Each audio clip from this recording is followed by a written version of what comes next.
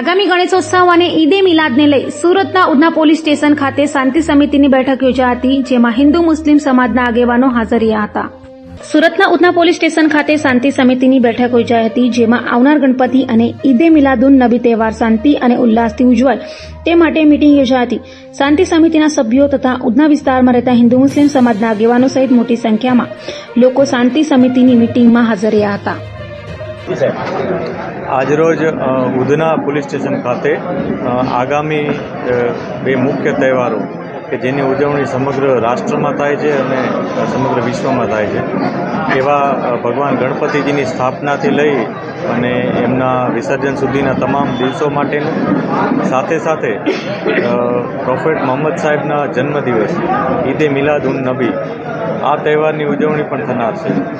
તો એ માટે તમામ તહેવારો શાંતિમય વાતાવરણમાં કોમી એકલાસ સાથે ઉજવાય અને જે સરકારશ્રીના નિયમો છે એને આધીન રહી લોકો એકબીજાની ધાર્મિક ભાવનાઓની સન્માન જાળવી અને બંને તહેવાર ઉજવે એના માટે આયોજન કરવામાં આવ્યું. આજે એના માટે ઉધના વિસ્તારના તમામ આગેવાનશ્રીઓ કે જે લોકો શાંતિ સમિતિના સભ્યો તો છે જ, પરંતુ ઉધનામાં અને સમગ્ર શહેરમાં શાંતિ જળવાઈ રહે એના માટે સતત કાર્યશીલ છે, સતત મહેનત કરતા રહે છે.